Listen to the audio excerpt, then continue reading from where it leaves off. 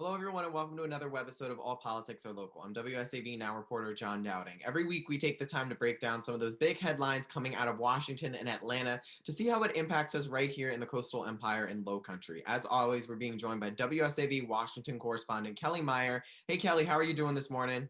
I'm doing great, John. Thank you for having me, as always. Of course, and it's good. At least we're both walking around on our feet, moving around after Thanksgiving. I'm sure. I hope you had a good Thanksgiving, filled up with some good food, had some good time off to relax. I know I started watching Christmas movies already. Did you start decorating? Let me ask you that. Oh, of course, of course. I had my tree up a couple weekends ago just to give it that, uplifting feeling. So, like after the clock struck midnight on Halloween, you put your tree up, basically. Of course, I'm definitely one of those people. Of course. And you're already wearing green. Hello. So I mean, we're not going to talk about Christmas as much as I wish we could. We're going to just really quickly, before we get into COVID spending and government spending bills, first thing we want to just really quickly touch on is the Georgia recount going on. Over the weekend, we heard news in Wisconsin that the Wisconsin recount has ended and Joe Biden still maintains a lead in that recount. I think he gained 87 votes. I thought I saw in some of the counts. So he gained a small amount of votes. So that recount is done. And the other one that's still going on right now is Georgia. We're going to get an update from the Georgia Secretary of State on Monday morning in about a couple minutes or so when we are filming this, around the time we're filming this. But it will be news by the time we upload this on the web. So we'll just stick with us for news and updates about the latest updates in that recount here in Georgia. The last thing we knew was about the recount, Biden was ahead by 12,000 votes, around 12,000 votes. But today we're going to really dive into a discussion about COVID-19 stimulus updates and just updates in general, as well as talking about government spending. You know, we have lawmakers are back on Capitol Hill, Kelly, right They before are. this holiday recess, where they're going to be gone probably until the end of the lame duck. Honestly, this will probably be the last time Congress meets during the lame duck presidency. And right now, they're really focused on government spending and possibly COVID relief. So, Kelly, let's switch gears here and start off talking about government spending. What's the holdups with government spending? What are they trying to finalize in their negotiations? And is there a possibility we could have another shutdown before inauguration? I know. I think it's looking like they will get this done. They have 11 days to do this. Like you said, they do return today. They will be back on Capitol Hill, both the House and the Senate, getting to work on this spending bill. And it seems as though even last week they had these discussions going, even though they were away for the holiday recess, that they reached a compromise, they reached an agreement, that there really wasn't much it wasn't as contentious as what we're seeing with the COVID relief deal. There is that discussion of will they put some COVID relief into this spending bill, maybe the Paycheck Protection Program, something like that. That's still being discussed. That still remains to be seen. But as far as getting this done, I think it looks likely. I think they know they need to get this done. But in terms of what the extension will look like, it might be another one of those CRs, which you'll hear people saying it's a continuing resolution. That means it just is basically, kicking this down the road, giving a short extension so then they'll revisit this in so many months. It's what we saw. I believe they had this in the end of September. They kicked it until, December 11th, or, December 11th is going to be the deadline. So we'll see, what they decide ultimately. But I believe they will get this done and then they will head out for the holidays and we won't see them again until next year. Wow, it's already weird to say next year. I'm so happy 2020 is actually Me finally. too. It feels like March, like 384th today instead of Yeah. December. But so I mean, like you said, I mean, even just passing the government spending alone is a major feat in itself. Right. We've had Democrats and Republicans really at odds over where they can kind of find these compromises. And one of those biggest compromises is COVID relief. You know, we're hearing a lot of honestly, we're hearing a lot of lawmakers on both sides urging for this need for an extension for PPP, those paycheck protection program, alliteration this early in the morning. And we're also trying to see, we also lose the eviction stuff. Oh my God, the word is escaping my mind right now. We're, protecting people from being evicted. Those eviction protections and other stuff that we had in the first couple rounds of COVID stimulus that expired. right now, especially for different industries, airline industry, different stuff like that. Kelly, I know you spoke with Representative Clyburn, Democratic Majority Whip Clyburn of South Carolina last week, talking about this COVID stuff and the latest updates and stuff like that. Where does he stand on a lot of these issues and the possible passage for more relief in Congress? He was very blunt about the situation. I asked him point blank, what's going to happen when you get back from Thanksgiving? And he said he had no idea.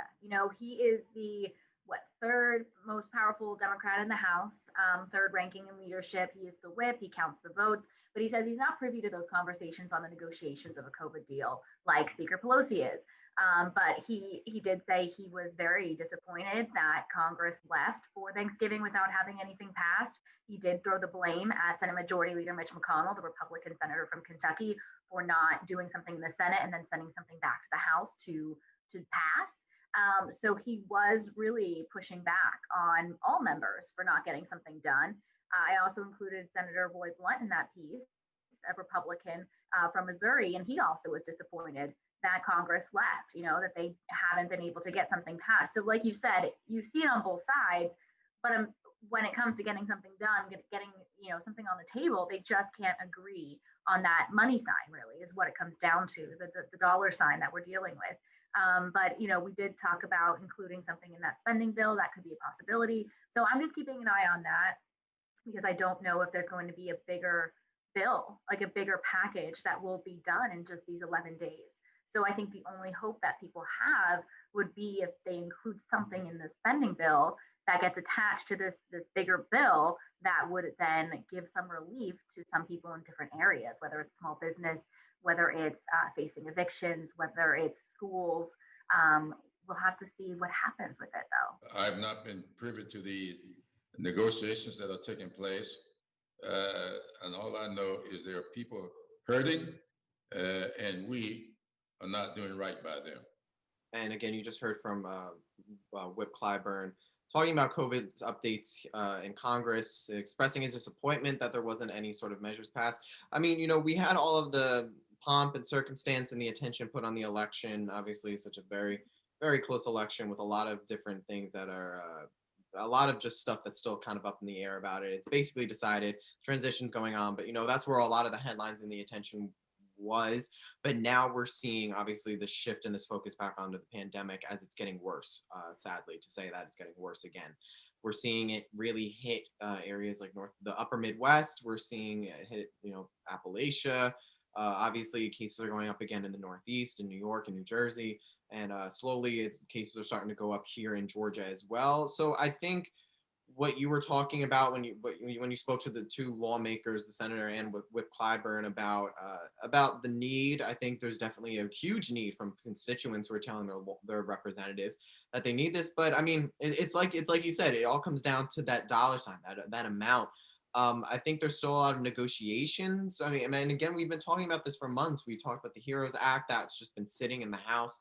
It's not even being brought up to discussion in the Senate. I think because it was too much. But let me ask you, Kelly, have we heard anything from the president on this at all, or is he still focused on his legal battles for the election stuff going on? We really haven't heard much from him. He hasn't done many public events discussing any of these remaining legislative items that have to be finished before the end of the year. He has mentioned potentially vetoing the National Defense Authorization Act because of the renaming of the Confederate bases. So he has weighed in a bit on that. But in terms of really getting involved, or how we saw tweets, maybe before the election of him saying we got to get a deal, urging leadership on Capitol Hill to get something done, we haven't seen that from him. Like you said, it's been mostly related back to the election, and that's where most of his focus has been. So I don't know if we will hear more from him in the coming week, encouraging them to avoid a shutdown or to pass a COVID relief bill. It seems as though much of his attention is focused still on the election, and as we head towards the Electoral College certification, I imagine it'll be much more of that from the president. And for perspective, Electoral College certification is the 14th of December, correct? That's right. Yep. So we have 2 weeks until certification. We have also this full week, as well as next week, the full week, for lawmakers to pass this government spending bill and hopefully prevent a shutdown, as well as issue some last rounds of protection, paycheck protection, as well as some aid for families during the holiday season, which is definitely needed. Thank you, as always, Kelly, for chatting with us. It's definitely it's not as calm end of the year as it would. I mean, it's 2020. We would not expect a calm end to 2020 at all. So thank you for being here to chat about all of it with us. Thank you for having me. Of course. You can see more of Kelly's stories on our website. Just go to wsav.com/Washington, and you can catch up on previous episodes of this show. All Politics Are Local on our website too. Just go to wsav.com/allpoliticsarlocal. Thank you so much again for watching. I'll see you again next week on All Politics Are Local.